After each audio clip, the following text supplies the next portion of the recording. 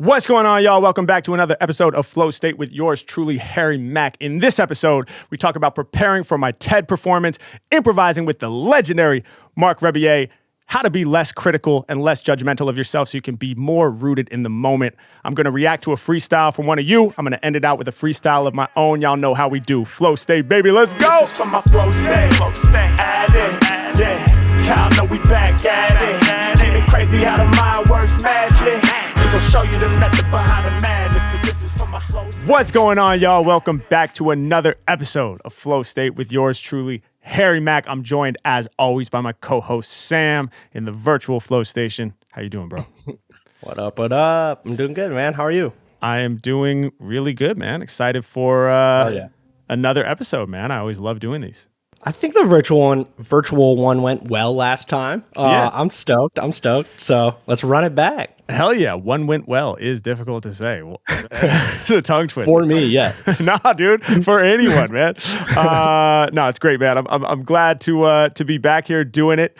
And yeah, man, there's a lot going on right now. It feels like I've been down here in this space, working tirelessly for a few weeks now, getting ready for this TED performance that I'm doing. I'm going to be a part of TED Vancouver, which I'm told is a very big deal. Obviously, TED is a really big deal in general. We all know about TED Talks and TEDx and all of these great presentations that exist on YouTube and in real life if you're lucky enough to attend. I've never attended a TED event at all. Have you? No, but I've watched a lot. Yes. No, me throughout too. The years, you know. Absolutely. Yeah. Lots of super inspiring stuff. So it's an honor, obviously, to be brought into the fold. And my understanding is that TED Vancouver is a very high level of production. And I think TED operates at many different levels, always, though, with a really high tier of quality with regard to the content and the people who are speaking and presenting. But different levels of production, I think. And so this is one of the big ones, is my understanding. Yeah. So really excited. One of their main hubs. Oh, there you go. They're yeah. in New York and Vancouver, I think, are like two of the really big ones. There you go. And huge shout out, by the way, to the incomparable Jacob Collier, who is the one who actually brought me into the fold. And I'm such a huge fan of his genius and his musicianship. And I've never met him face to face, but we've been connected virtually. And he was in charge of curating the musical performances for TED Vancouver this year. And he thought of me. So thank you so much, Jacob Collier, for everything you bring to this world and for thinking of me for this. I'm really, really excited about it. And it's been a fascinating journey getting prepared and getting ready for this thing and kind of getting in the mindset and also just preparing what my set is going to be. And it's a short performance. I have 9 minutes. And with TED, there's so many people that are speaking and participating. Stage time is hard to come by. So, I'm operating within the confines of a 9-minute slot. And it's been such a unique challenge, if I'm being honest, because I wanted to do something different. I wanted to do something special that is like very much tailor-made for the TED event. I didn't want to just go out and do what I always do, so to speak. Not that I always do the same thing, but, I didn't want to just go out and say, let me get a bunch of words and let me do a freestyle. Because, we see that, that's what most of my videos are based around. And I love doing that, don't get me wrong. And it's a big component of my live show when I'm headlining and when I'm on tour. And it's great and I love it. But for TED, I was like, how can I basically tilt my hat to what I know that this format is? How can I show up not like a guy off the street who has no idea, oh, I guess it's just another gig for me, just another day at the office. All right, let's do the freestyle thing and thank you very much, I'm out. But how can I say, okay, like I get it, I understand what this is and I want to show up and bring what I do into this context and sort of make them mesh in that sense. And so it's kind of the first time in a long time, I feel, that I'm being stretched like pretty far out of my normal comfort zone. And it's fascinating because it simultaneously is awesome. And I'm like, wow, this is growth. And then at the same time, it's like terrifying and scary. And like, what the hell am I doing? Like, why did I agree to do this? Like, why did I sign up for this? Oh my God, this is so like scary, you know? But I'm really enjoying it, and I'm getting really close on honing in on what it is that I want to do when I'm on the stage for those 9 minutes, and it's exciting. And of course, we know that in the brain, fear and excitement look almost identical in the brain scan. So that's nice to know because you can sometimes reframe and say, oh, well, maybe if I feel scared, maybe I'm excited. And sometimes you can kind of convince yourself that you're one or the other to a degree.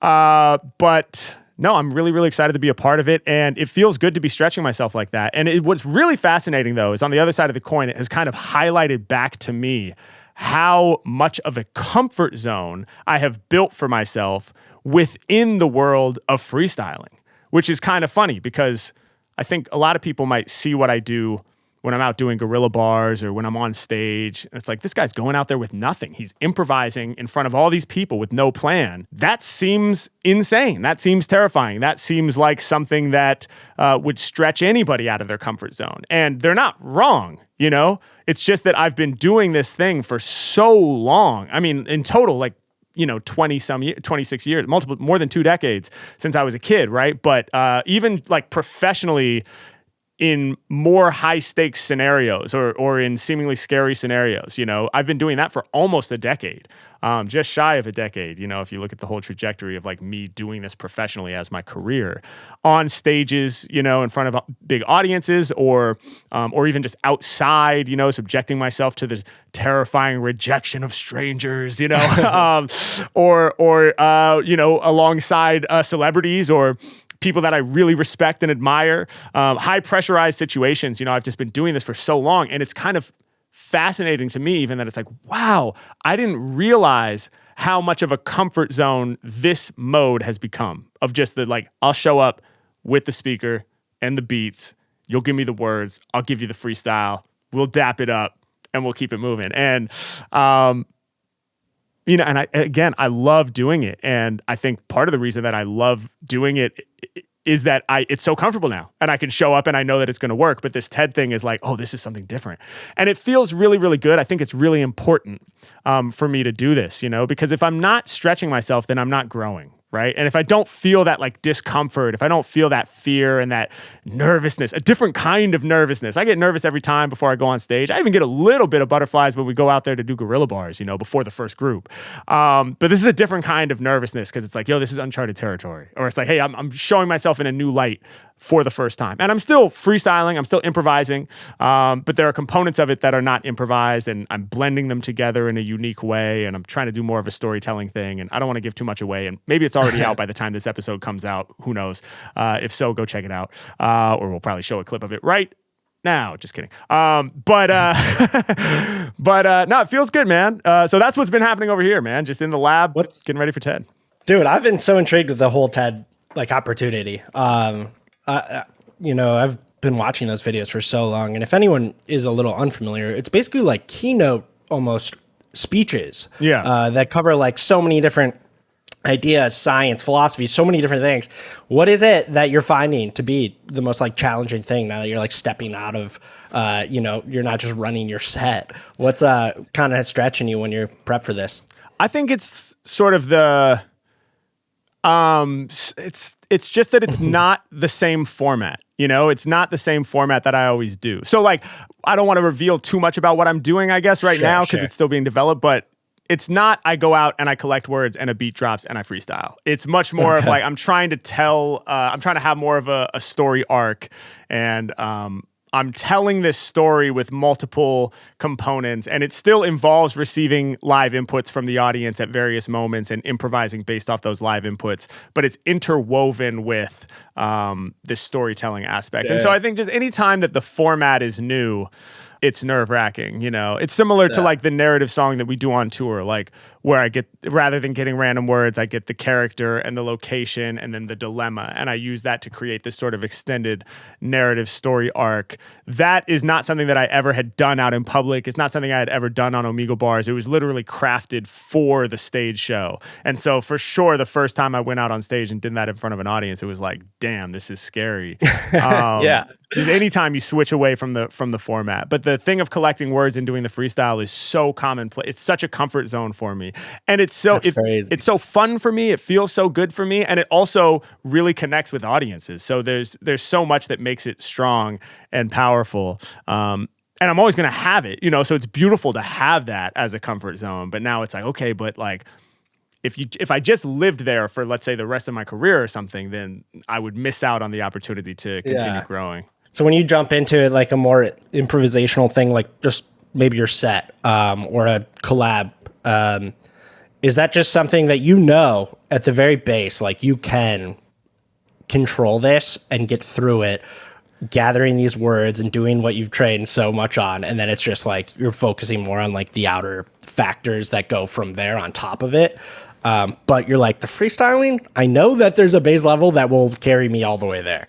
What's that like? Like you're saying like that part isn't even creeping up in your mind the day before a show? In terms of like being nervous for the freestyle itself, you mean? Exactly. Yeah. Like that part of it, like you were saying, like you've done this for so long that like that format has become a bit of like something that you know is under control. And that's like not the driving factor. And that's why like Ted is kind of stretching you a little bit, because it's jumping outside of that. When in most people's perspective, if you're asking me, you want to jump up on the TED stage and just freestyle the whole thing? Like that sounds like the most terrifying. Right. But to you, you're like, no, it's kind of like vice versa. Yeah, 100%. That's crazy. Yeah, no, it is somewhat ironic. Yeah, the comfort zone is actually the improvisation. And I think this is something that jazz musicians can relate to, This might be something that certain comedians who are very improvisational or do a lot of crowd work might be able to relate to.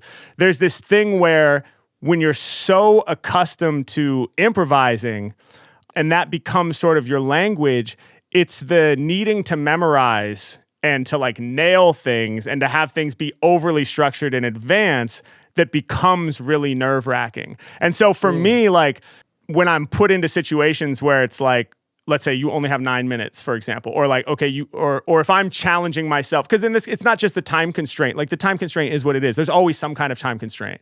But for me, it's like, and they gave me free reign, to be honest. Like, nobody was saying like you have to do something different than you normally do. It's kind of like, what do you want to do? You have the 9 minutes. So everybody's been extremely cool. They're just asking me like, well, what do you want to do? But I've created this challenge for myself where within those 9 minutes, I want to stretch myself and do something different. And so that's where it starts to feel like, oh, now I'm a little scared because I can't just go out there and wing it, so to speak. I can't just go out there and read the energy in real time. But it's funny because whenever I get with other improvisers, like professional improvisers, it's always like this, like sigh of relief kind of thing, of this like comfort zone. And in the jazz world, it's like every gig was like that, because I was freelancing as a jazz musician playing basically for the most part what are called casual gigs. So it's like it's not like a concert or like a ticketed show where like your name is somewhere and people are showing up to see you. You're basically background music, or like, you're environmental, you're like atmosphere. You're creating atmosphere in, let's say, a bar or a restaurant, or you're playing at somebody's wedding, or you're playing at a corporate event during a cocktail hour, or you're playing people on and off the stage, and then you have a set during dinner. So it was always that type of thing. And so in that situation, it wasn't like the same band. It's always kind of funny. Jazz is so different from other genres in this sense, where like people would be like, oh, you're a drummer, so like you're in a band? I was like, well, kind of. I'm in a lot of different bands. So I just show up, and so often it's like the band is just being put together by the band leader, which is just the person who got the gig. So it would be like somebody will call you like, yo, what up? Or text you, yo, man, I got a gig at this restaurant Thursday night, $75, 7 to 9. You want to do it? And it's like, yeah, sure. And so I don't know who else. Maybe a piano player hits me up, and then I show up and I see the bass player. Oh, what up, man? It's you. Oh, hell yeah. How you doing? Or, oh, hey, nice to meet you. I'm Harry, And then it's like, all right, cool. Should we play? Let's do it. 2. And then boom, you're off and running. So a lot of times the first time you've met the other musicians is on the bandstand. And that's very commonplace for jazz musicians. It's not unusual at all. It's basically the main way of operating. Is that how it is with like the freestyle and like working with other improvisers there? Like I always find it one of my favorite streams ever is like your Marc Rebillet's first one. Yeah. It's the move your body, move your body. I mean, there's so many bangers that came from that. Go and move your body. Go and move your body. Go and move your body. Go and move your body. Go and move your body. Go and move your body. Go and move your body. Go and move your body. I mean, I asked you a little bit about it. I would love to hear more, but like, it sounds like there wasn't a whole lot of runway leading up to that in terms of like you guys kind of planning that out and what you were going to do. Like, was it that same kind of unspoken, like, all right, I'm with a fellow improviser, like, let's find what we do? 100%. Yeah, that's what it was. I mean, like, because Marc is a true improviser, you know, so it was exactly the same as how it is on a freelance jazz gig showing up. You know, like with that, for example, it's like I was at that time I lived in LA, and so I was on the East Coast we were visiting my wife's family. And I'd been talking to Marc about coming on the stream, and we had aligned it. I was like, you know what? I'm going to be on the East Coast for these dates. He was like, oh, come pull up, you know? So I hopped in an Uber, had like a 45-minute Uber, got over there. He met me down on the street. Just like, let's head up, you know? How you been? Good. How you been? Good, man. Oh, loving the streams, blah, blah, blah. He offered me, he was like, I'm going to have a beer. You want anything? You want orange juice, whatever? I was like, nah, I'm good, man. I'll take a water. And he was like, all right, cool. Should we do it? I guess, yeah, let's do it. All right, boom. And then all of a sudden, it's like I'm on the Marc Rebillet live stream. And I had seen so many of his streams, so it was kind of crazy to be in that room. And then it was a little bit surreal, too, to just like all of a sudden, she's like, and boom, now I'm in the stream. Like, it's like, I don't know, it'd be like waking up and like you're on the set of Seinfeld or some shit. You're just like, oh my God, like I'm in it. Like, all right, hell yeah. But it was so natural, you know? And yeah, no rehearsal, no discussion of what we were going to do. Wow. Actually, there was like the discussion of what we were going to do was he was like, yeah, bro. So like normally I have to like sing so much, but I figure this time it's like, you got the bars, dude. I'll just kind of like cook up the beats and you'll just like do the bars, man. And I was like, fuck yeah, dude. That sounds sick. And he was like, hell yeah, dude. This is like what I want to do, man.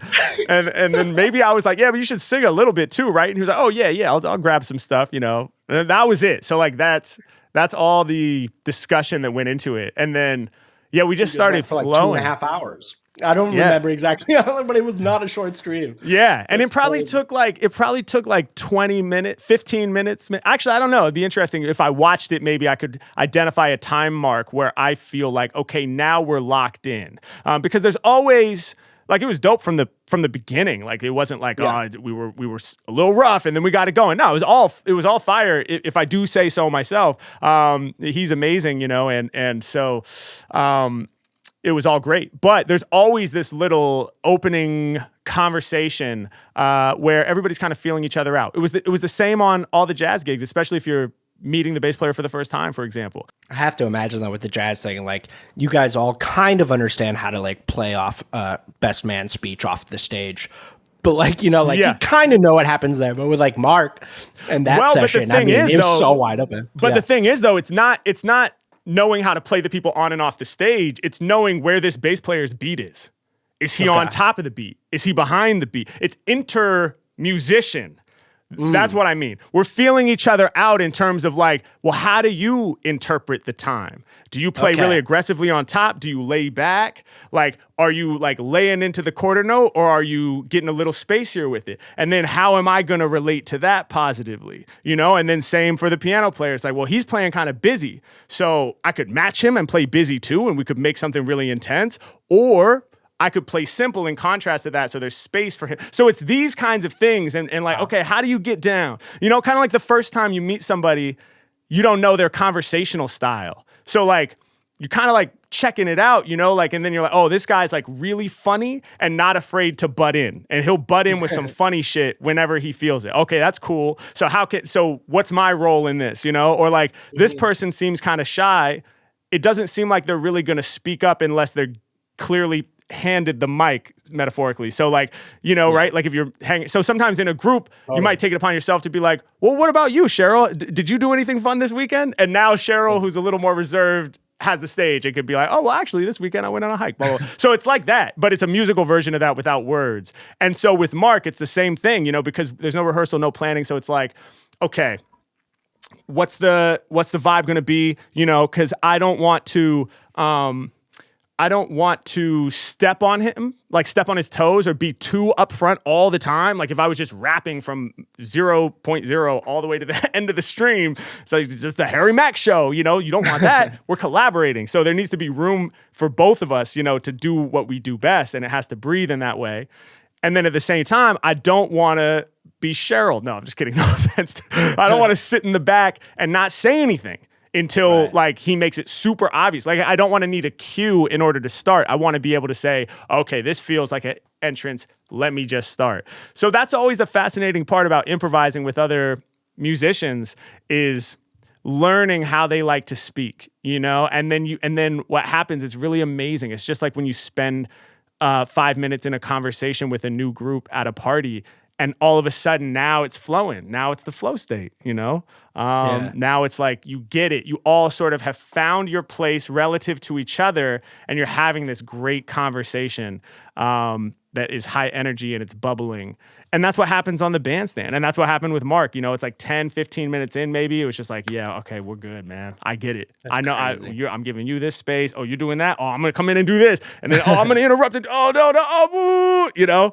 And yeah, it was epic, man. Shout out to Marc, dude. What a beast. So dope. You guys have had cross paths a few times since then. I think that was the first one, right? Back in New York. It's so interesting to me how like all or nothing it kind of is with this improvisational mindset. It's almost like if you did try to plan, let's talk out the first 20 minutes though. I think you guys would both kind of hate that. Yeah. Like, and that is mind blowing to me. But like from what I've seen, like, because I remember we did a festival in Europe, Boomtown, and Marc was headlining, and like this was the biggest crowd I've like ever seen. Like it faded off into the darkness, and like every now some pyro would like light up another hill, and I'm like, there's people up there, and like Marc's just throwing down, and like. I think he opened the door for you to like jump on, right? Like, what was that like? But I remember thinking like, this seems so loose. There is no structure to this, and that's fucking awesome. These are two like improvisers just throwing down in front of like an epic crowd, and they're like, nah, man, like there was no elevated organization added to because the stakes were high. It's the same thing. 100%, dude. Yeah. I remember he was having issues getting through customs or something like that, or maybe it was like his flight got delayed, but he was having issues getting to the actual festival grounds. And it was one of those festivals where it's like, for real, there's festival grounds. You got to like roll in all this like off-road, like mud road, like type of shit. And so, you know, he wasn't on site until just like right before his set, maybe like, 30 minutes or so before his set, if I'm remembering correctly. And so we didn't have, it had been thrown out in the air. Mikey from our team was like, yo, would you want to hop on during Marc's set? And he was headlining, so I was like, damn, yeah, probably. That sounds epic, but only, obviously only if that's something that he thinks would be cool. So it was floated out there. I guess that must have come down from Marc's team to our team. And then, but we didn't have a chance to like talk about it or like hang out or be like, yo, like, let's do it. Really until we were just kind of backstage hanging, and he was like, we were just talking. I was like, bro, yeah, hell yeah, great to see you. He's back there getting in his mode, and he was like, probably shirtless, if I, but I might be conflating that with Red Rocks, who knows? But yeah, he was like, yeah, man, so would you want to hop out like during the set? You totally should, man. I'd love to have you. And I was like, oh, hell yeah, let's do it. And that was literally all basically the conversation for that. I think maybe somebody from his team was like next to me backstage when he was performing and was like, yeah, so like I'll give you a nod like when it's the right time. Does that work? I was like, yeah, cool. and then I was like, wait, can I get some in-ears? Because it dawned on me that I would want to like go get close to the crowd and potentially like move away from Marc's station. And Marc has it set up like a typical kind of like DJ setup where there's just like two wedge monitors on either side of him. So I don't think he uses in-ears or headphones at all. Maybe he does supplementary, but the main monitoring is those two speakers. So if you step outside of that station, then you lose the monitoring. So so the last minute I was like, yo, actually, could I get some in-ears? And then the festival staff hooked me up with some in-ears, and so I was good. But yeah, no discussion. And then at some point it's like, why don't you go out there? So I run out there, just start ripping, man, just trying to give my whole heart to it. Then I turn around, Marc's got a flamethrower, literally like a gun while I'm rapping. I was like, this is insane. But yeah, no, you're right. It is binary, man. It is kind of like you're either gonna improvise the whole thing, or you're not, and that is one of the sort of challenges I think of adding more structure, you know? And that's, again, bringing it full circle. That's what the sort of biggest challenge of this TED thing has been, is like, I want to tell this story and I want to provide a lot of value, so to speak, in my 9 minutes. There are like things that I really want to say. And because it's 9 minutes and because I don't have the free reign to just like go off and get to it eventually, you know, when I'm doing my headlining show, it's like there's a lot I want to say too. I have my themes and concepts that I'm like sharing on the tour, but I know that I'll find a place to work them in. You know, I have an hour and a half. I'll find my moment. It might be the acapella after the concept song. It might come up during rapid fire. It might come up at any number of moments, but I'm gonna get my truth out there. I'm gonna share whatever it is in my heart that I feel is important to talk about on that tour. A lot of stuff about overcoming insecurity and fear and, you know, these things that are a big part of my universe of content. But when I only have 9 minutes and it's at this TED thing, it's like, well, I want to make sure that I'm hitting the things that I want to hit. And so that blending the line of pre-composed and structured with improvisation is always a challenging balance. And the only way to keep it really, truly just completely improvised and open is to not plan any of it and to not rehearse at all. And so that is what you do in jazz. And that is most of the time. There are established jazz groups that rehearse and that have, you know, structures. But as a jazz freelancer and by and large as a jazz musician, even if you are rehearsing and structuring things quite a bit, there's still the bulk of the information is being improvised live, right? And so and it's the same with me and Marc. And so that becomes such a safe space where you're like, you know, you have free reign. You can do it however you want in the moment and you're just going to read each other. And so, yeah, finding that balance is really interesting. It's an interesting challenge. But I do think that there are a lot of doors that can be unlocked through experimenting more with that balance. And it's like, and already we do it, right? On tour, it's not like I just go out there and jazz just plays beats and I just freestyle whatever I feel like for an hour and a half. You know, there are structures. I have already started experimenting with like, okay, well, let's do it this way. Let's try to put it in this box. Let's see what happens if I try to do this narrative. TED is just another example of me kind of stretching that further and being like, well, how does this type of balance feel? You know? So it's interesting. Damn, man. Hope Marc doesn't like just pop up on the TED stage in a robe and just flamethrowers happen. You're like, all right, here we go. Actually, that might be the perfect thing, man. All this preparation would be rendered somewhat useless, but nah, I would love it. Shout out to Marc Rebillet, though, an absolute beast of an improviser and such a genuine and just wonderful human being and somebody who I feel very blessed to call a friend in this world. And speaking of Europe, Boomtown Festival was in Europe. I'm going back to Europe this July, my friends. 3 festivals, 3 headlining shows. If the story about me and Marc on stage at the festival sounded exciting at all, well, the festival vibes are coming back, man, in full force. July 4th through July 16th is when I'll be out there. 6 sets in total that you can come check out. If you are in Europe, if you have always wanted to vacation to Europe, this is in the dead middle of summer. So, you know, it is vacation time, prime vacation time. Book a trip, man, if you so wish, or if you're there already. I would obviously love to see you. We'll be in Belgium, the Netherlands, Germany twice, Austria, and Norway. HarryMackOfficial.com/shows is where you get your tickets. Let's go. Hell yeah. Can't wait, dog. Can't wait. Same here. Very excited. Little moments of flow. Let's do it. Moments of flow. This week, I did not pull a clip. Actually, we got one suggested by a listener, Noah V, and it's of Lauryn Hill, and I actually love this clip, and he also sent a little message here if you want to check it out. Moments of Flow from Noah V. Hell yeah, let's see. All right, shout out to Noah V. Noah says, I found this great clip of Lauryn Hill talking about creativity and having to live life to create music. I would love to hear Harry's take on this. Awesome, I'm excited to see. Shout out to Lauryn Hill, one of the greats, all-time greats. Let's hear. I'll be very honest with you, as a musician today, I'm not in the studio right now, and everybody in my world thinks I'm crazy. What's going on? You need another album out. You know, the time is running out. You have a certain window to make music. And for a little while, I listened to that. And I was like in the studio working real hard, trying to get it done. And, you know, music was created. Definitely music that I think people will appreciate, but it wasn't my best. And it wasn't my best because there was no substance. And there was no substance because there was no experience. I'd gone from the studio to the stage, back into the studio again. And the only reason why the Miseducation was the album it was because of a myriad of experiences that took place before the production part, before the creation. So what I realized is, you know what? I can't create and not live.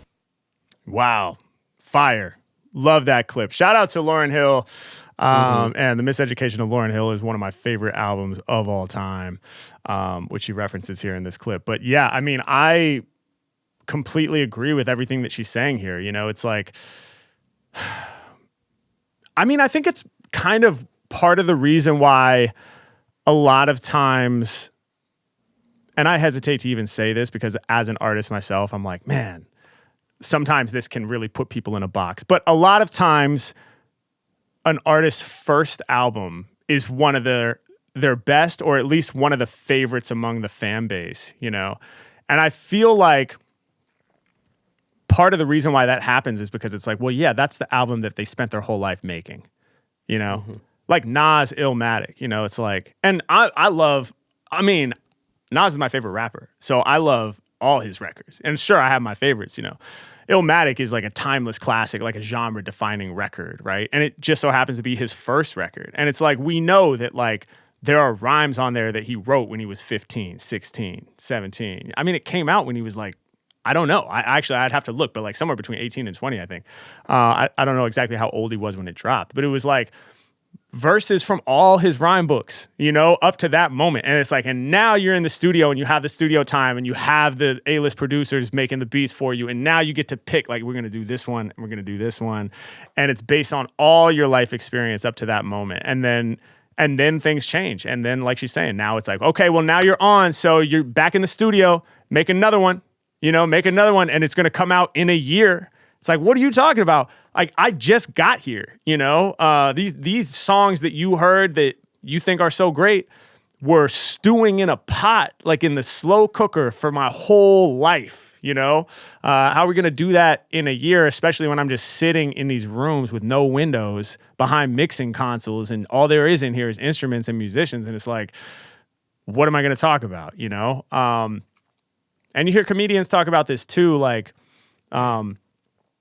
it's like, oh, well, all I do now is, it's like, where are your bits going to come from? You know, because so many of our favorite like comedic bits are based around like everyday experiences. And it's just like a really funny lens through which to view these like relatable experiences. But there's nothing that relatable about like going on 200 flights a year and like living in green rooms and then just like performing all the time, you know? And it's like, wow, what a blessing, you know, that has now become their life, and that's what they were working for. But now it's like, well, where are you going to get your inspiration from? And Eminem talked about that too. You know, it's like, I remember watching an interview with Eminem, might have been on MTV or I can't remember, but I was in middle school. I was at Brady's house like after school, and they were like going back to Eminem's old neighborhood, you know, and he's like, yeah, this is the house I grew up in, you know, I guess he grew up in a house for part of it, because I know there was a trailer park chapter as well, but I don't know. But they were outside this like beat up old house in like 8 Mile, I guess. And they're like, wow, things have gotten a lot better now, huh? The interviewer, you know, and he's like, yeah, they have. I'm hoping they don't get too much better, or, you know, I'm going to run out of stuff to rap about, you know? And so it is kind of like this strange phenomenon where when you finally achieve the success that you've been chasing all this time, or maybe not chasing, but that you've been working toward all this time, or that like just the universe has directed you towards through your talent and hard work and perseverance, then everything in your life changes and there's this like pressure on you to produce quickly. So I think Lauryn Hill's take on it is beautiful, and I think her approach is just incredibly valid, obviously, and incredibly smart to just say, you know what, I'm not going to fall victim to that trap. And I relate to it a lot personally. I mean, there's a reason the name of my EP from so long ago, I think it came out in 2019, but there's a reason why it's called Contents Under Pressure, because that's how I felt. I felt like I was trying to produce contents under pressure, you know, and I had had this viral success as a freestyler in the street. You know, that's really what it was, like, or in a car, you know. But I had this viral success as a fully improvised off-top freestyle dude. And then it's beautiful. Now there's all this momentum happening, but so many of the rooms I'm getting into, whether it's like people I connected with through the radio station, you know, after the Joey Badass moment, or people that I connected with on the management side and was working with. All great people, all well-intentioned people, all smart people, successful people doing great things and helping a lot of people get to where they want to go.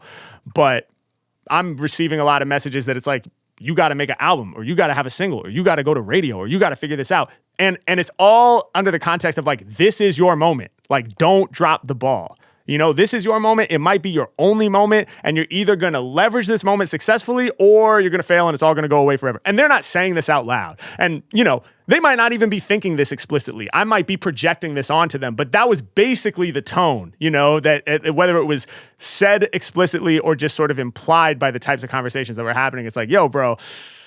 And truthfully, not many people get the opportunity to go viral doing their art. You know, that's super rare, and it is super lucky. You know, like, yes, I have the skill, right? But I also got lucky. They're both true. And I believe that luck is when preparation meets opportunity, but the preparation doesn't always meet the opportunity. You know what I'm saying? Like, you might have the skill and you might still not have the stars align in the right way. And for me, they align. So there's truth to it. You know, it's like, this is a moment. And, like, you know, if it's true that there are infinite theoretical universes and every way that it could play out has played out, and somehow we're just in this one, I don't really know how it works, but if that is true, then yeah, there are stories where the Bounce House freestyle way back in December 2016 happened, and then nothing else happened after that, you know, or I made something that didn't work and it all failed. You know, there might be a version where I did have a radio single and I had success as a recording artist, you know, that we don't get to experience in this reality. Who knows, you know? And that was this whole other exciting thing that I'm sure came with its own challenges and headaches, you know, but this is the world that the universe that I am living through, and it's going the way it's going. But anyway, bringing it back to what Lauryn Hill was speaking on, I fully relate to that feeling of just kind of trying to force out this creativity because people are telling you that it's now or never. And sadly, it's the exact opposite conditions that would be required to create great art. And so I just really respect her for not doing that and not forcing herself to do that. And she's obviously an example of an artist who has gone her own way with it and gone a completely non-traditional path and has not conformed to the pressures of the recording industry in any way, shape, or form. You know, she has just said, well, I'm just going to move the way that I want to move, and that's that. To the disappointment of some fans who are like, you are the greatest of all time and we would love more music. But she's like, well, I'm not going to do it just because you want it, you know? And I really respect that. So great clip, great artist. To be honest, it gets harder and harder to have that like attitude in this current culture too, with like social media and just, you know, everyone wants the next project right away and stuff like that. But it's such a risky thing to do, is play it, you know, as confident as she does and stays true to herself. And she goes, hey, I don't have a song for you just yet. You know, it took me 6 heartbreaks to make that first record. Like, you know, I just got off. But when it is done correctly, like Lauryn Hill, I mean, often it does equate to like a special kind of longevity that I think she's seen. So really awesome.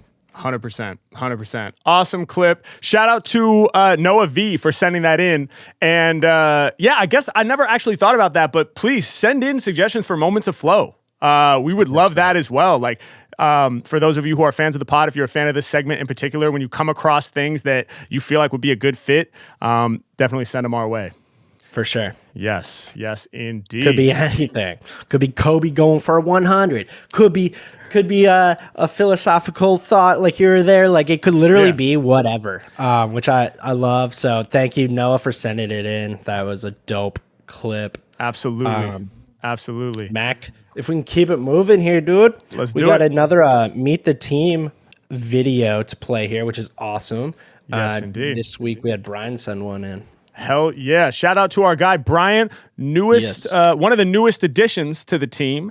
And he has been quietly and consistently killing it with the short form clips and just going hard and getting so much content out to the people through the short form platforms. And he's incredibly talented in a lot of different verticals within filmmaking and creativity in general. So, and a great guy. And I got to meet him for the first time at the End of Anomaly tour backstage at the venue in Los Angeles that we played at called the Palladium. So that was really cool. Shout out to Bryan. Let's hear his question. Hi everyone, my name is Bryan and I'm an editor on the Harry Mack Squad. It's one of the greatest teams I've ever worked for and I'm grateful to be here every day. I have a question for Harry. It has to do with being out in the real world. For me, as a videographer and editor, I'm always analyzing the world a little bit differently. Like I can't turn off my skill sets, so I'm seeing angles when I'm out and about. When I hear sound effects, I think of Foley. When I see light leaks, I think of cinematic shots and things like that. Is that something that you can turn off with your skill set? Like, can you turn off rhyming? Are you always thinking in rhymes? When you see signs, do you rhyme? When you sleep, do you dream in rhymes? Do you go from that flow state to that dream state? I'm just curious. Hey. Thanks, guys. Take care. That was fire, especially the poetry at the end there, from the flow state to the dream state. I have freestyled in my dreams before, which is really crazy. I've definitely played drums in my dreams too. Usually when I'm playing drums, it's a nightmare situation where I can't control the setup. Like the hi-hat pedal just keeps slipping so far away. And I'm like, why did I not bring my rug? Like, why did I forget my rug? And I'm just trying to get through it and I keep fucking up and the band leader's looking back at me like, what are you doing? And my hi-hat's like on the other side of the room and I'm like, I'm so sorry. And I'm like reaching. When I'm freestyling, I'm usually not just completely dropping the ball like that so I don't know. But yeah, I have freestyled in my dreams, but just occasionally. It's not a common thing. I don't remember my dreams much right now at this phase of life. Maybe I should start keeping a dream journal. But to answer your question in general, first of all, those were really cool examples, hearing sounds and thinking of Foley for film and seeing light leaks and things like that. I always think about that, how like I know very little about cinema. I know a little bit about video making now, of course, as a content creator myself. Still not my area of expertise like it is for you, Sam. But it has changed the way that I view certain things. And, you know, it's kind of fascinating to be just strictly a fan that can 100% buy into the illusion of a certain type of art because you don't know anything about how it's created. Like for my whole life, I just watched movies and was just like, yeah. It just is. Like, I didn't think about like, well, how'd they get that close up of that person? And then also this angle, and how do we not see that camera? When I was like, I'm not even thinking about the production at all. I'm just like, this thing exists and it's really entertaining and I love it, you know? And every time you learn a little bit about how something is created, all of a sudden you can't ever view it like completely innocently ever again, you know? And so, I think it's cool to hear about how Bryan sees the world through a filmmaker's lens, no pun intended, or pun intended. I don't know. I never know which one. It's like I knew it was a pun when I said it. All right, yeah, I intended it. Yeah, I can turn it off. I can turn it off for sure. I can turn off my rhyming. I turn it on and off. Like I'm not at the restaurant reading the menu and I'm like, oh, okay, steak tartare. I'm a break thou jaw, or something. You know, I turn it off, but. I'm better at turning it off now as an adult than when I was younger. Because I remember when we were young, you know, there's always this thing of the day starts and I'm not rhyming. But then when we were kids, it was like I'm not rhyming all through the school day necessarily.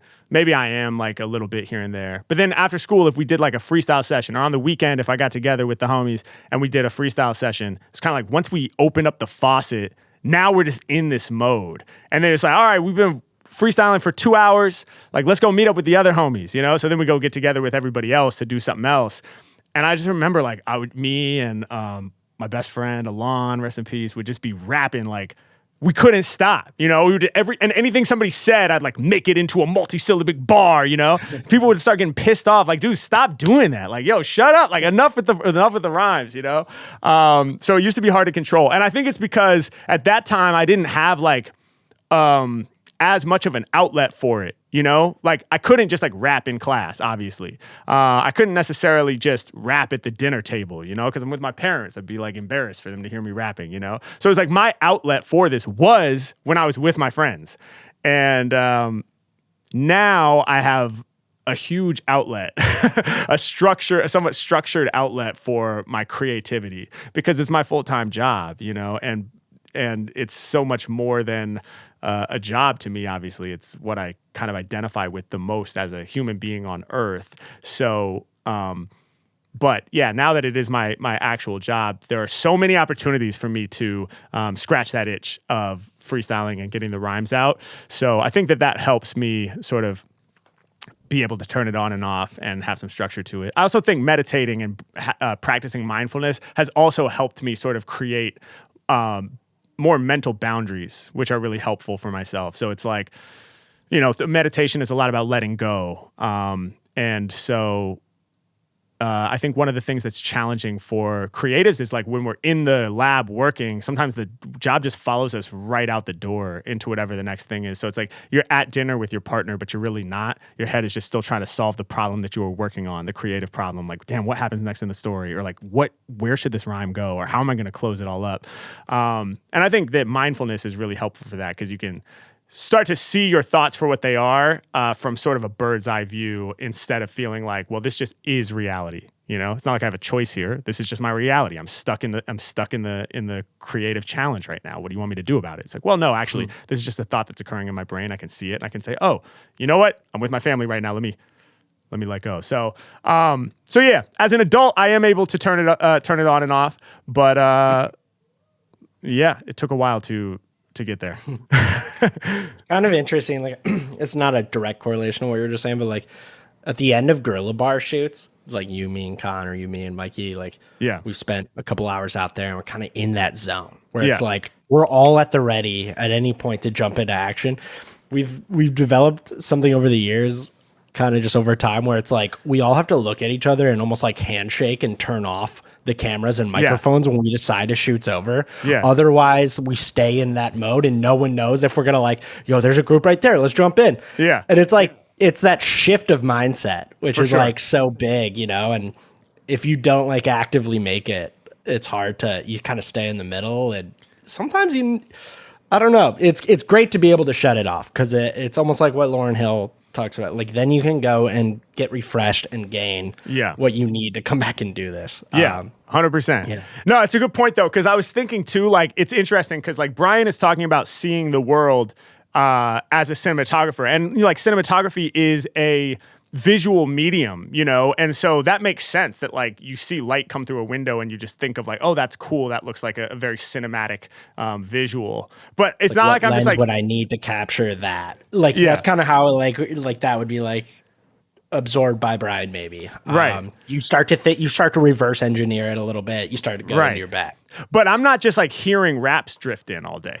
You know what I mean? So like, I'm not just like, that multisyllabic, interesting. Or like, he's like, unless I'm like actively listening to music, then that's not happening. Like, it's not like my window's cracked and somebody's outside doing a freestyle and I'm like, set up punchline, very interesting, 4-bar phrase, I love that. So I was like, man, so it's a little different in that sense.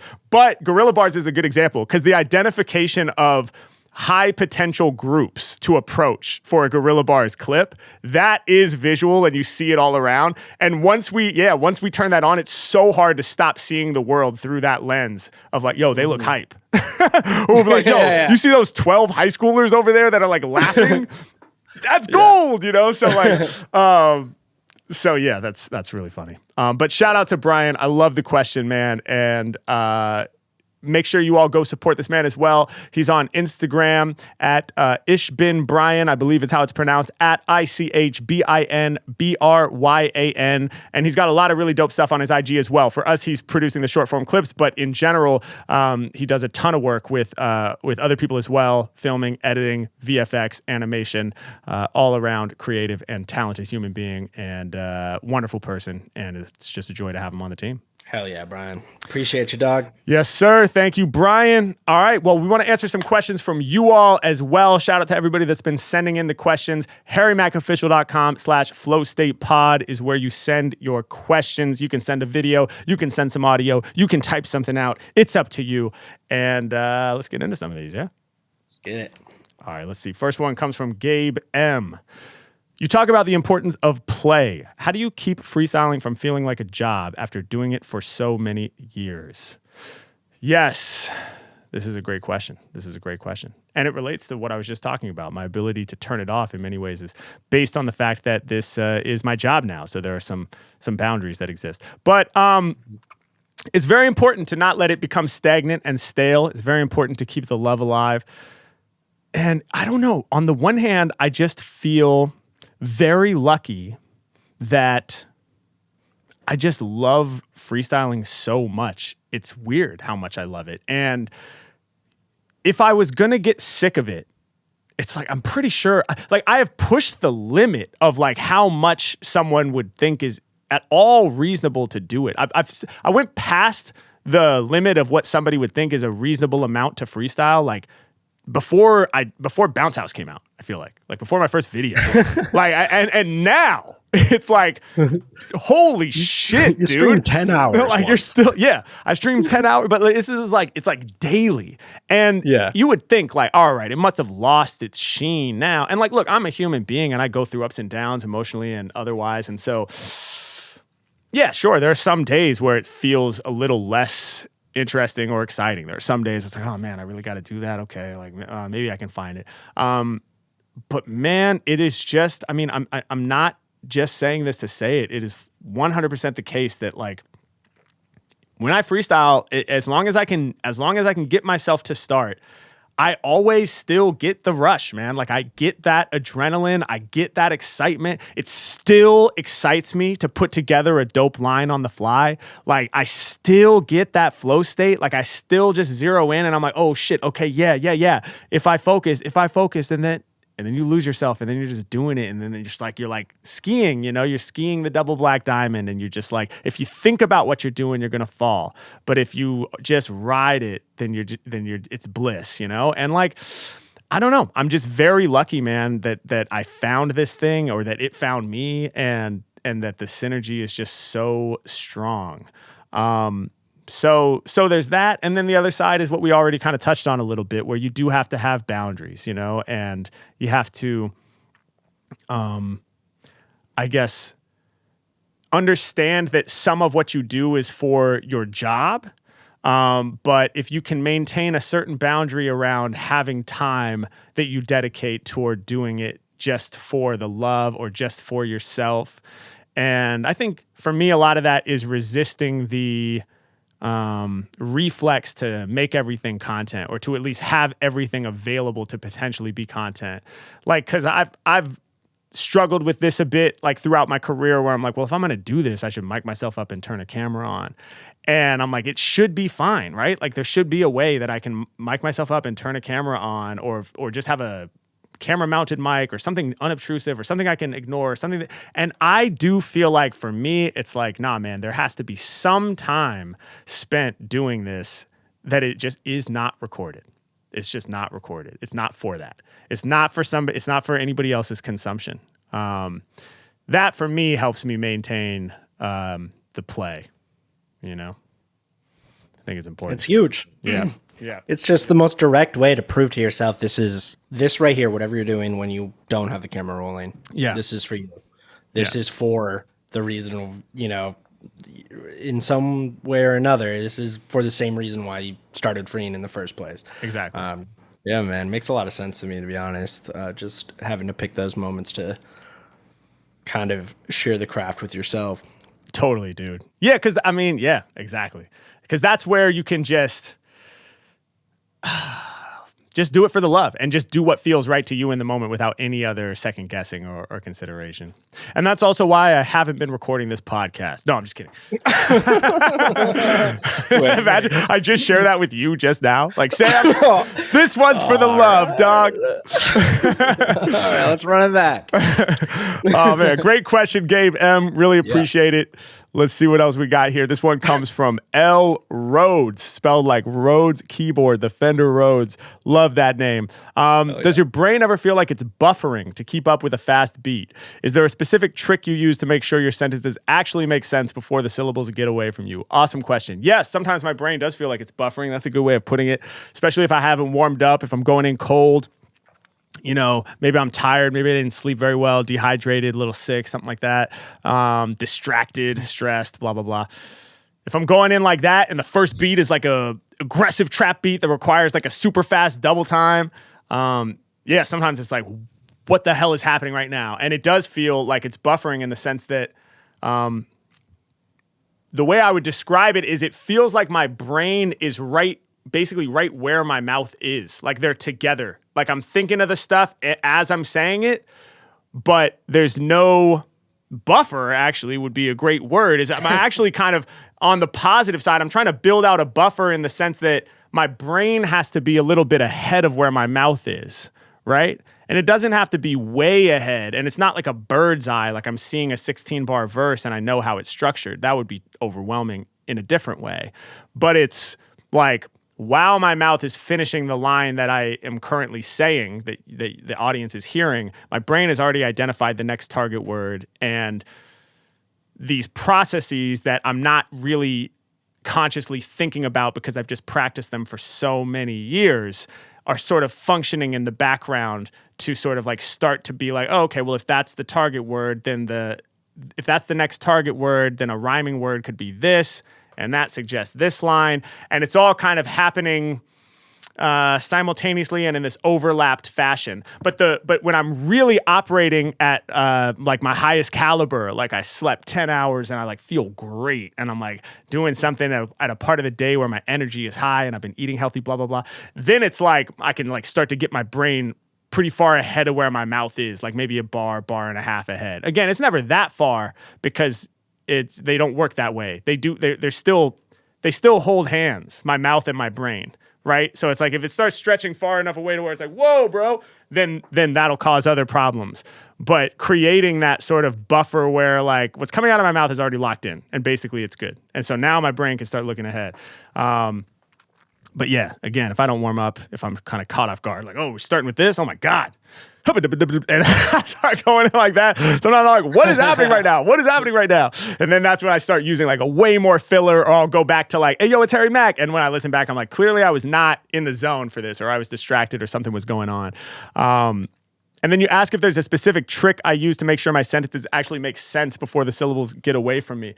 I wish there was a singular trick or like a silver bullet kind of like answer to that. But like with everything else that goes into this craft and most other complex crafts, there is no, I mean, I think it's a stack of hundreds of micro things that are happening all at once. Many of them I am not aware of. It does relate to something I spoke about recently on the pod, where I was talking about this skill of being able to take a random word and quickly reverse construct a coherent phrase, right? So like if the word is cinema, how quickly can you come up with a phrase that makes sense that ends in the word cinema? So like sitting with my girlfriend and we at the cinema. I'm married, so it would be my wife, but you get it. Or, you know, how many can you come up with? Old school, something like a black and white cinema. Live my life like a movie. I guess this is the cinema. Quentin Tarantino, I get violent with the cinema, and so on and so forth, you know? So it's like this is a skill. Like I didn't just like wake up one day and I'm like, oh, this is cool. I can just like pick a word and end a bunch of sentences with it that all kind of fit rhythmically in a bar. It's like, no, this is just something that I developed over hours and hours and hours and years and years and years of just like repeatedly trying to do it. And the pieces sort of fell into place on their own. And so that's why there are certain aspects of it that I'm sort of like less conscious of. They're kind of just like operating in the background, almost at a subconscious level, but they're there supporting what I do. And so I think really what it comes down to when it's like making sure my sentences actually make sense, as you say, is it's this skill. And it's not just with a target word, right? Like when I'm doing guerrilla bars and I collect this list of words, like those are the target words. Like those are the mandatory must hit. You know, I must say these words to accomplish the mission. And ideally I'm saying them at the end of a phrase, like at the end of a couplet, to get a big reaction. You know, I build into them and then I end with them, you know, because that's what's so powerful about this setup punchline thing is like you build up into the target word and it all hits all at once and it rhymes. And that's what blows people's minds, you know, hopefully. we can hope. But it's not just the target words that you're doing this for, it's the rhyming words too. You know, so like if it was like if the target word is screen. So screen is suggesting, again, like live my life like a movie, you see me on the screen. But then if screen leads to the rhyme green, then you're doing it for green too. Stack a lot of paper, I be getting to the green. Like Wu-Tang, we be stacking up the cream. Everything is beautiful, everything is serene. Built it with my squad, y'all, I built it with my team. Even when I'm not sleeping, I'm living my dream. Putting words together, I formulate a scheme. So for all of those, I'm free associating rhyming words. And every time I think of the next rhyming word, this thing kicks in where it's like, do a sentence that ends in the word. Like, do a sentence that ends in the word. And so that's what's happening, basically. That's what's happening to make sure that the sentence makes sense, is it's that skill. And again, it starts out rough, and then over time it gets honed, and it kind of you get this spidey sense too for how the syllables can get massaged into the beat. Because that's the part where I'm like, man, I don't know yet how to teach that. I would love to figure that out. You know, that would be really awesome. And there surely is a way. What is that? Let me show you how it could misfire. So you sometimes it's too many syllables. So you think of a sentence, you might think of a sentence. That's the first step, is can you think of a sentence that ends with the word? But you could do that theoretically, like out of tempo, right? So I'll show you what I mean. Like what's a random word? Coin. Okay, damn, almost nothing rhymes with coin. That's a really hard one, but we're gonna do it. Yeah. I didn't know that. Well, actually, coy and then joy. You could go slant rhyme, but yeah, disturb. Coin. No, coin is good. Coin is good. Coin. No cop outs, man. This is flow state, man. But yeah, coin. So you could come up with sentences that end with coin, completely out of rhythm, out of tempo. So you could just be like, I reached inside my left pocket and to my surprise, I pull out a nickel, my favorite coin. There's one, right? Or like, flip a coin. There's one, you know? Or, hey man, do you happen to have a coin? Okay, these are these are sentences that end in coin, but they're very different from saying, flip in a quarter, 50-50 on the coin. Cop the dime sack, no coin. Yeah, let's figure it out. Flip a coin. Stacking quarters, y'all. I'm getting to the coin. Whatever. These aren't very good, but these are in rhythm. They fit inside a bar, right? Mm-hmm. So there's like this It lands. There's this pulse to it. And so if your phrasing is too short or too long, you'll run into problems. So your second word was disturbed. Mm-hmm. So you might be like, yo, I'm about to kick you to the curb. I'm disgusting. I am so gross. I am so just fucking disturbed. So it was too long, right? So it went overboard. Or the same thing could happen if it was too short. Like, I'm about to kill it. That's my word. I'm disturbed. Oh, damn. Then you just have this awkward space that's happening. Yeah. So you have to, you over time, you hone this intuitive feeling for like, word, disturbed, cured. And this feeling of this rhythm and this pulse is somehow in real time influencing the wording that you choose. And that's the part that I don't even like fully understand exactly how it works. But I think, you don't really have to understand exactly how it works, because the fact of the matter is, if you just freestyle for hours upon hours upon hours, for years upon years upon years, it will figure itself out. The brain is miraculous, you know? So you just like, somehow like my drumming is telling my language brain, like, don't say that, that's too long. Say it like this, you know? And sometimes you start it and you don't know the exact wording, but your brain shaves off extraneous syllables to make it fit. So that part is kind of interesting to me. That's dope. But yeah, so there's no trick to it really. But if you were looking for a place to start, I do think it would be figuring out, like working on that skill of just ending sentences with a word consistently that makes sense. And then start to put that in rhythm and see how that goes. And you'll immediately see the challenge of like, oh, that sentence was too long. Or like, oh, that sentence was too short. And you'll even, I'm talking about how years and years and years, eventually you'll hone it. Yeah, that's true. But even after doing it for a week, you'll have a much better sense of like, okay, the sentence needs to be like about this long, you know? So yeah, that's kind of how that part works. How conscious are you, or were you, throughout your journey of kind of honing those almost like tasks that you're delegating to other parts of the brain at this point, because you've learned over time to just kind of automate it? Like how How much were you conscious of, okay, I accidentally trapped myself and I made a mistake in this freestyle, and now I'm going to be conscious of that and identify it when that comes up again in another freestyle? And how would you like recommend people basically learn from their mistakes and be able to like consciously catch it and constructively, you know, get better at that thing? Does that make sense? Yeah. No, it does. Because that's got to be a lot of it is like, if you can identify the mistake, yeah, and then stay conscious of it. That's the only way to like, yeah, you know, overcome it, I suppose. Yeah, definitely. Yeah, it's hard to do sometimes. It is hard to do. I mean, one thing that really helps is recording yourself. You know, because now I have like all this video, hours of footage of myself freestyling, and you know, if I look back at stuff that I recorded like a long time ago, like I've gotten better since then. You know, and the videos have revealed to me. Some of the weaknesses, you know, like I use the filler phrase, yo, it's Harry Mack. Like we talked about that. I used to use that all the time. And if you watch the old videos, it's just everywhere. Yo, it's Harry Mack. Yo, it's Harry Mack. The comment section would not let me ignore this. But no, shout out to them because they brought it to my attention too, more than it might have been brought to my attention just watching the footage. So that's one thing. You can record yourself. But I am trying to think because like for years and years I didn't really record myself freestyling that much. We recorded songs when I was with State of Mind back in middle school and high school, but I didn't record myself freestyling that often. And once we got into high school, we had like the tape deck and we would sometimes like record the freestyle sessions, which was fire. But I think for me it was like it was just so rapid, the training back then. Like we were just doing it all the time, you know, like 3, 4, 5 days a week type of thing, you know?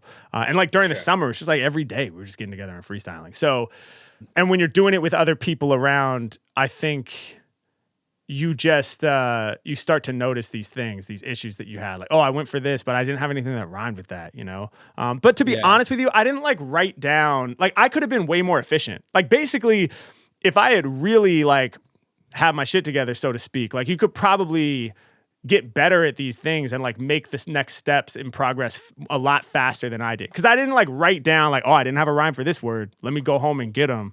You know, I never did that. So for me, it was just like super organic the way that it got better. You know, it's just like, I kind of have I have a vague memory in my mind that like I messed up trying to rhyme with this word and then like, probably messed up trying to rhyme with it like 7 other times. But then eventually I was like, just don't go to that word, you know? Like, and I wasn't even consciously aware of it. It was just like, that's dangerous territory. So yeah, for me, it was like very, very organic, which I think has certain benefits to it too, you know, because, again, like there's all these micro processes I think that are firing and supporting my freestyle, many of which I'm not even aware of. But it's less helpful if I'm trying to teach or explain, and I always want to be able to do that. You know, I want to be able to help people. And so, one of the challenges for me too is to like dive in on some of these things and be like, well, how does that actually work? Like, what's the mechanism here? Because I got here through just repetition over such a long period of time and micro refinements that were kind of happening under the radar, so to speak. But I'd love to be able to help people get there faster. So that's dope, man. Yeah. I think you're pretty good at breaking it all down. I mean, it's tough, man. It's tough to even ask the question that I have on my mind sometimes because there is no, you know, like place to go for what you're talking about are these micro little like transgressions that you're working out. Yeah. But it's so fascinating to hear. I think the recording yourself is a great tip. Like that's good for anyone even like trying to like public speak or just do it with your phone and you'll probably notice like 5 things that you're like, maybe I'll hone that a little bit. Immediately, dude. Yeah, that's the biggest unlock, man, for anybody trying to do anything, like you say, on a stage, public speaking, any musician. Like as soon as you start recording yourself, you're like, oh, okay. I did not know I did that with my hand. The whole time I'm talking, I'm doing that with my hand. Are you kidding me? And we just can't hear ourselves. Like it's the closest we can come to hearing ourselves as an audience member, you know? It's just different when you're in your own head. So for sure. Hell yeah. Shout out to L Rhodes. Maybe we'll do one more here.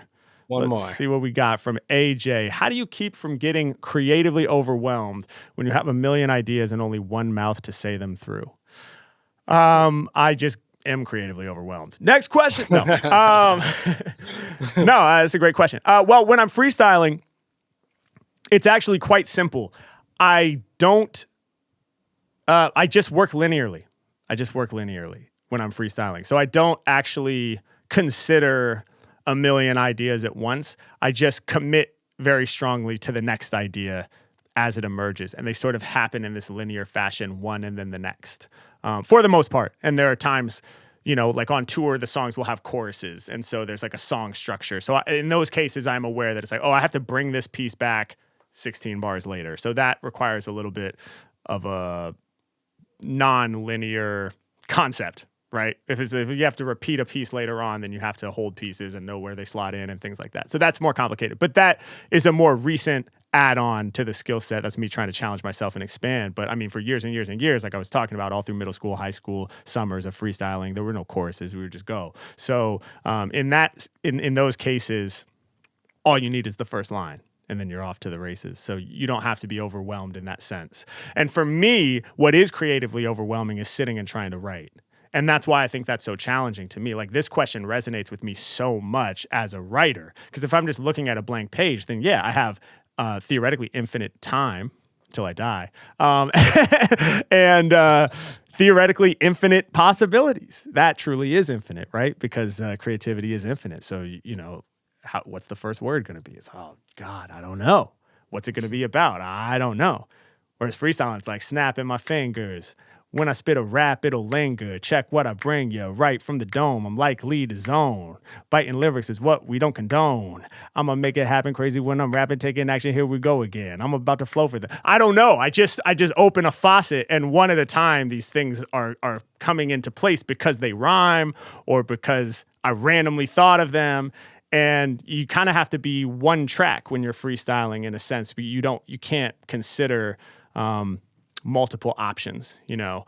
Like when I'm talking about that exercise of like, how do you end a word?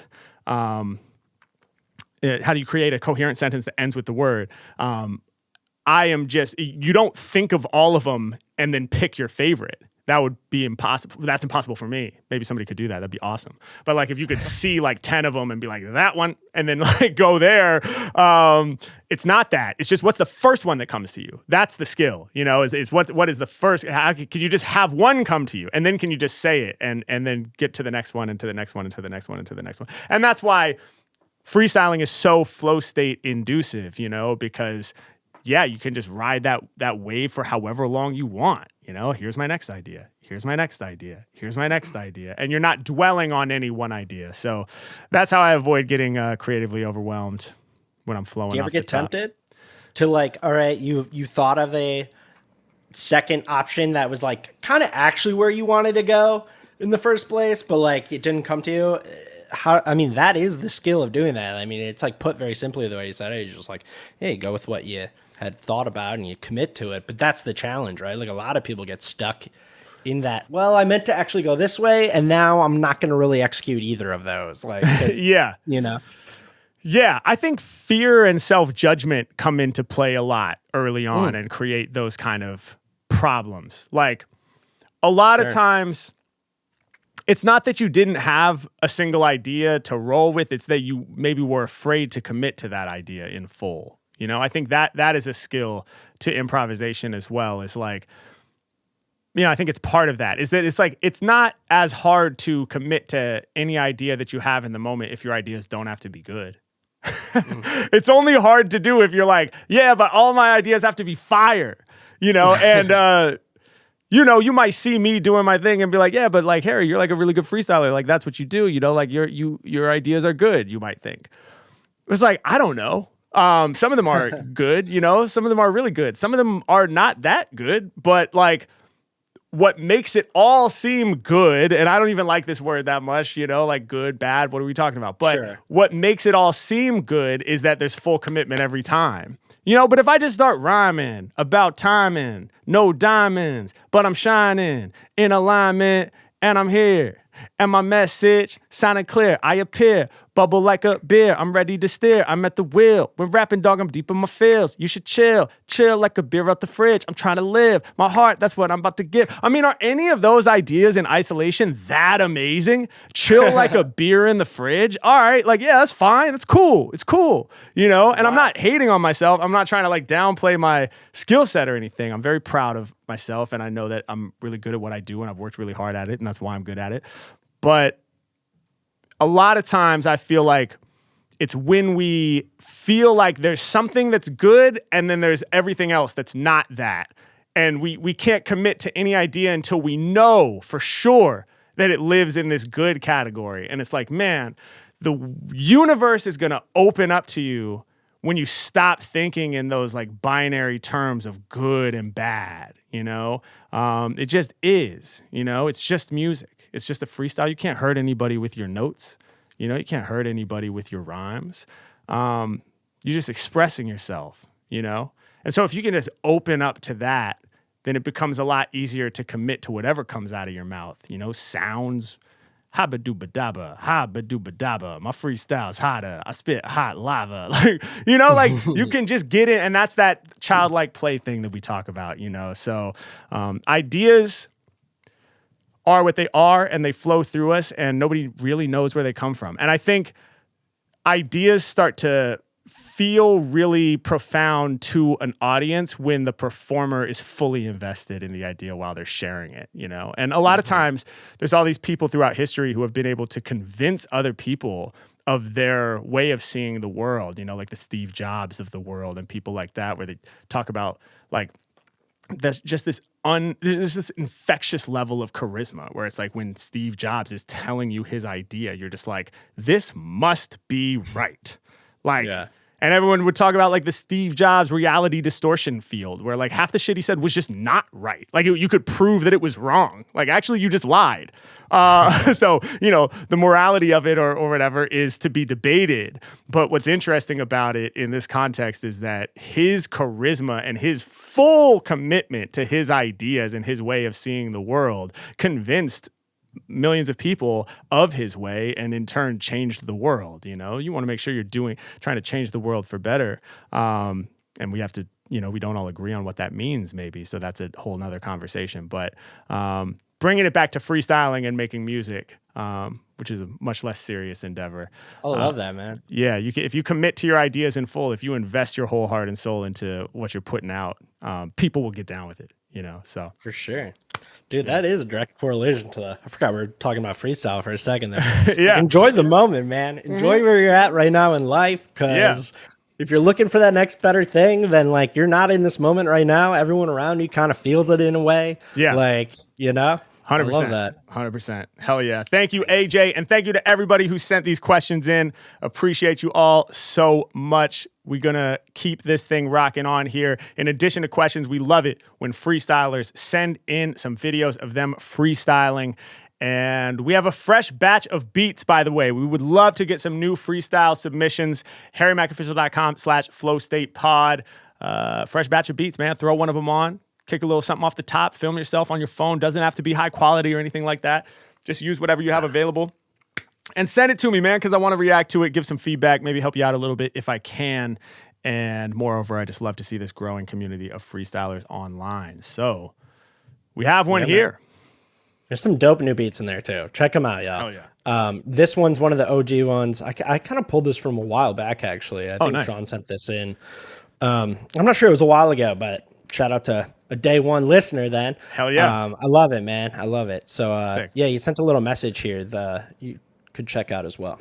All right, dope. Shawn Phillips says, what up, Harry? Have been following your success since the early days, and over that course of time, I've started freestyling myself. I drive a lot for work and freestyle in the whip to help pass time. Thought I'd share a quick one with you. All right, amazing. Here comes Shawn Phillips off the dome in the car. Okay, yeah. I'm coming through with the bomb raps, live on the Flow State podcast. While I'm driving in my pickup truck, thought in my head, I don't give a fuck. Nah, cause I'm just living in the moment. Every single day, really know I have to own it. So I'm out here just doing my thing. You know that I'ma shine bright like the diamond on the ring. Yeah, and I'ma keep moving thoroughly. Yeah, I know a lot of people heard of me, but not enough yet. I want worldwide success, and you know that it will come with every breath I expel from my lungs. You know that I'ma do it right every single day, getting sprung, yo.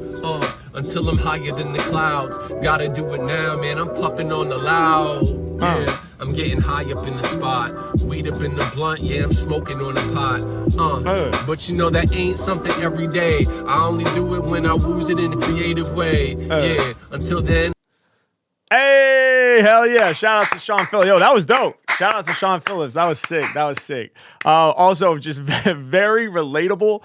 The shift in the way that weed is rapped about as we go through different seasons of life, always kind of funny to me, and just super relatable. Because like when I was young, it was just like I would rap about weed like so much of the time. Like that was so much of the material. It was just like, and I hit the blunt, and I hit the bubble. Like it was just like on and on and on, and naming the strains. And there's so much material, like, because cannabis is a universe, you know? There's all the different strains, all the different devices you can smoke through it, all the just on and on and on. That's why, like, you know, Snoop Dogg and Currency and artists like this, like, are still pulling out new references. Like, you would think everything's been used up, but no, there's still more to say. About weed. And so like, yeah, when I was young, it was all that. And then I remember like going through my different chapters with it. And it was just cool to me to hear him say like, but I don't do that every day, only when I can use it in a creative way. Like I was also said bars like that for a phase too, when I was like trying to figure out my relationship to it. And now it's like, you know, I rap about how I basically don't use it. So yeah, it's that's really cool to hear. And what I love about it is that you're being honest and truthful while you're freestyling, which is not easy to do.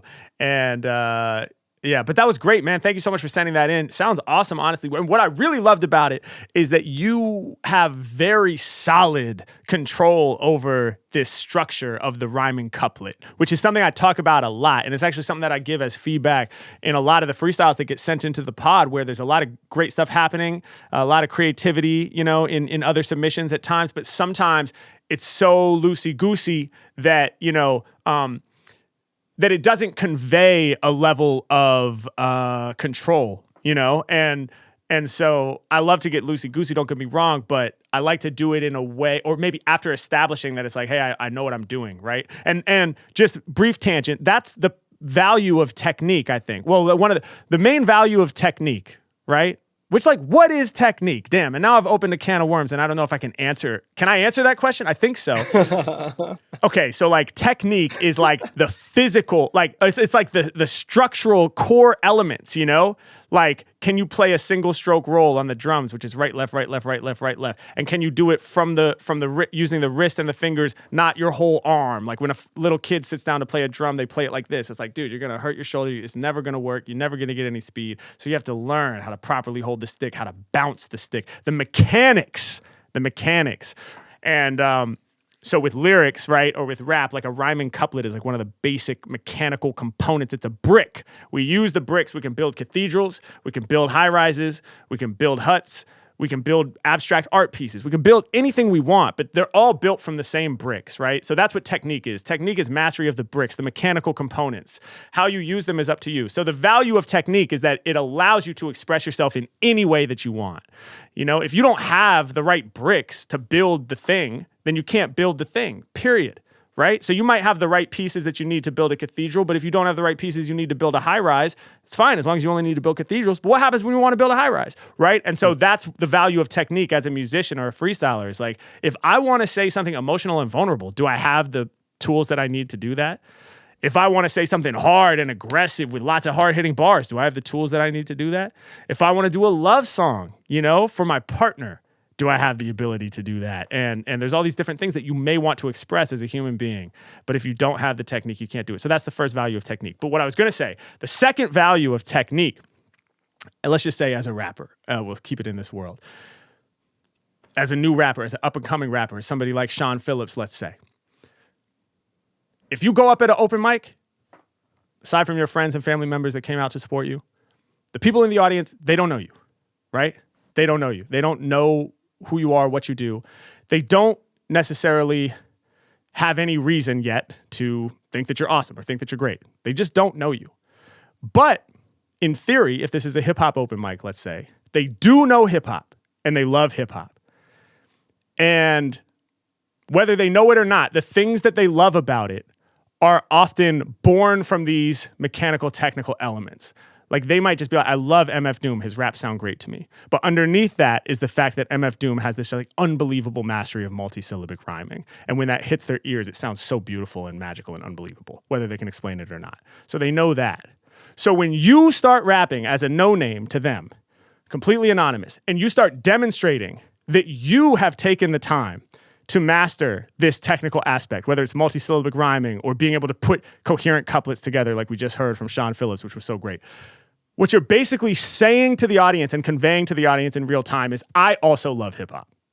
And so now you guys have this bond automatically, and now they have a reason to like you because they're like, I can hear through what he's doing that he loves this shit. He loves it so much that he's absorbed it over hours upon hours upon years, and he's practiced it, and he's figured out how to do the things that make it great. That's one of the huge values of mastering the mechanics. That's why I talk about it so much, basically harp on it, all the time. It's like, yo, let's get control over some of these basic components, because the wild creativity is beautiful. But if you go up at the open mic and the people don't know you and you just do this wild creativity, but there's no mechanical mastery and no technical mastery, like, I don't know if this guy loves hip hop. Maybe this is interesting. There's an interesting thing that's happening, but I don't know if does he fuck with MF Doom? Or has he listened to Nas, or has he listened to, and not that there's a list of people that you need to have listened to. I don't subscribe to that at all. It's whatever you like. But there are these core mechanical pieces that all of the great rappers have built their cathedrals and high rises and abstract art pieces with. And so that's kind of the commonality that ties us all together.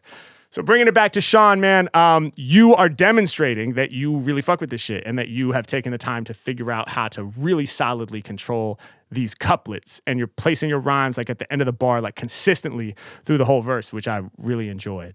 And there's just a lot of coherency, man. I was following you the whole time. Everything you were saying made sense.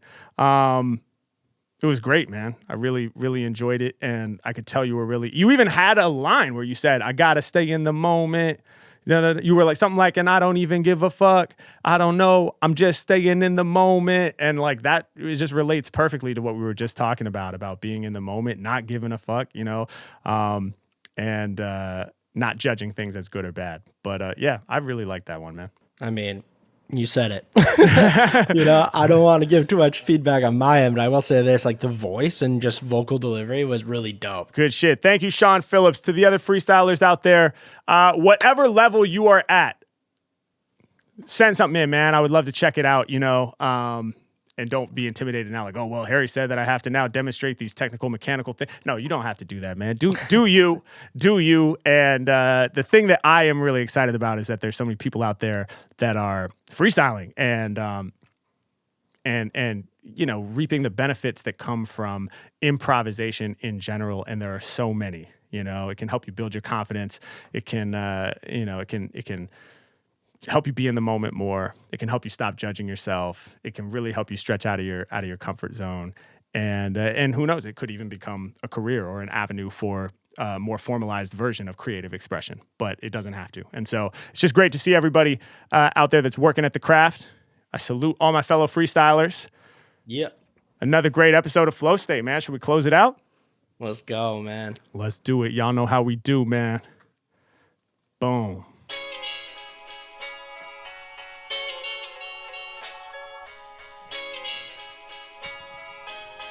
Yeah. Turn my volume up, yeah. Turn my volume up, yeah. Off the top of the dome, I'll be getting at you all soon. It's funny cause I'm the one who controls the volume. So when I say turn my volume up, I'm really talking to myself. I boost up your health, both mentally and physically. Whether we are connected in the flesh or you're peeping this digitally. Yeah, peace to everybody who be watching and listening. I'ma keep on shining and glistening. Bars positioning, we moving to the peak. Hold your attention each and every time I speak. I'm in flow state, my eyes shifting with the quickness. I'm riding the double black diamond, I'ma rip this. It's like I'm on the ski run. If I overthink it, I could fall and hurt myself. But if I don't overthink it, it's freedom. And it's different every time, there ain't no reruns. I be running hella fast, I'm on a spree, son. Y'all know I take it further, I'm ready to serve you. Earning the props, cause I deserve to keep on going higher. The beat be sounding fire, I keep on speaking truth because he is not no liar. We here now, I came to spit the phrase. Raw improvisation with Marc Rebillet. Yeah, we hopped up on the live stream with no planning. You want a drink? Nah, I'm cool. Alright, let's drop anthems. 2 hours later, we deep up in the flow. I don't know how long we about to go. Took about 10 minutes to read each other. Then after that, we're instantly creative brothers. Blending, y'all know that we were transcending. When I spit this medicine and never venom, I'm here to heal your pain every time I spill the flames. When I hopped on stage with him at Boomtown, real insane. Turn around, saw the flames. He was throwing them about the gat. Meanwhile, I was focused on my raps, in ears, last minute decision, allowing me to listen, shifting across the stage, different positions, finding the people so that we could combine. When I spit all these rhymes, dog, I'm deep in my mind. Then again, maybe I'm somewhere else, maybe I'm in my spirit, maybe that's how I can find all these lyrics. Yeah, I be flowing live, all up off the head top, trying to get ready to kick the TED Talk live, new format, my mind is infinite. Y'all know we about to tell a story in 9 minutes with the improvisation, all of it combining, all of it shining, all of it in alignment, always finding a new path so I can stretch all about my comfort zone and find territory unknown. Yes, I feel fear, yes, I feel scared, slightly terrified about the future, not aware. None of us saw it could go any which way, but I hop on stage and simply press play, open up, let the floodgates break. I'm about to do it for my own sake, for my family, for my friends, for all the people that watch, to show them what can happen if you really take the cost, make the sacrifice, make the investment, leap in the net will appear. 1, 2, 1, 2, testing. Ain't no telling where we about to land, but I'll be damned if I don't spread my wings here as a man. I don't need to overly formulate a plan or a structure. We gon' make the whole beat rupture. Hold on. Yeah. New tempo. New tempo. Never knowing what's gonna happen. Tempo changes while I'm rapping, but I be all about action. Ready for it, cause the Mack never slacking. Up in it, we gon' keep moving. Real truth in this game we pursuing. Yeah, and you love it when you hearing it. I can't do my art without having experience. They support the skills. Trying to be a legend, word to Lauryn Hill. She has talent that can't be measured. Never ever did she succumb to the pressure. Wouldn't let the industry set the rules. In face of that, she said, cool, I'ma do me. I don't wanna be up in the studio. I wanna be living my life duty, yo. I wanna be outside living. If I'm not living, tell me what I'm giving. Studio turns into a prison. Suddenly you can't make decisions.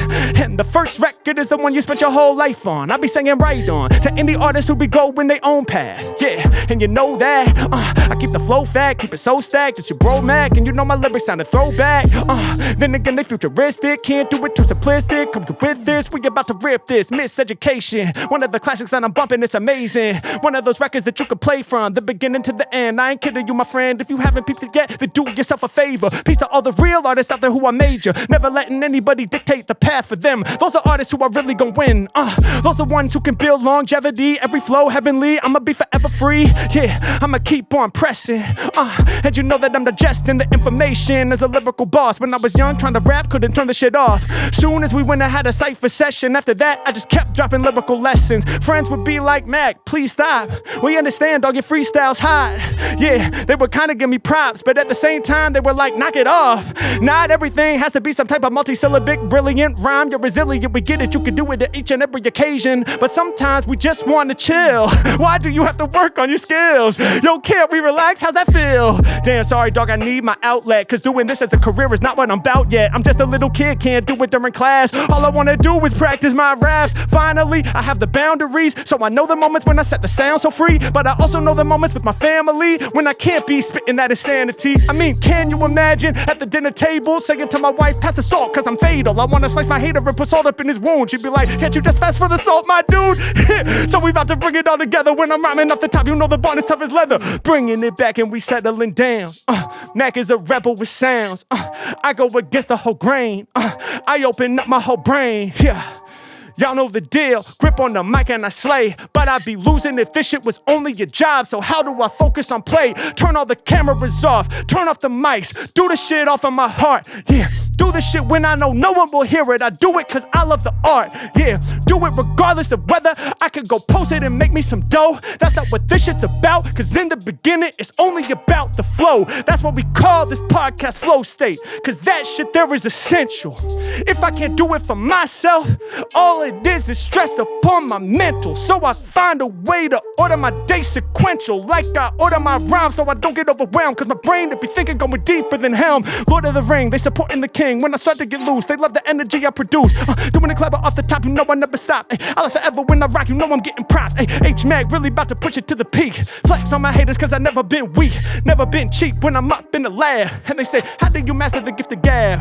Do you ever feel like your brain is buffering? Do you ever find it troubling? If I don't warm up, then I'm struggling. If I listen back, dog, it's like I'm suffering. Saying, yo, it's Harry Mack, yo, it's Harry Mack, like it was 2017, even though it's 2026. How can I get back in the mix? Dog, I have to adjust this shit. The distance between my brain and my mouth, that's what the flow state is truly about. Create my own buffer when I lock the words in. 1,000 micro skills help me win. I'm trying to understand so I can teach, so more young minds we can reach. Peace to all the freestylers around the earth. Another episode of Flow State for what it's worth. Bah! Yeah. Y'all know how we do, man. Thanks so much for watching and listening. Flow State, we out.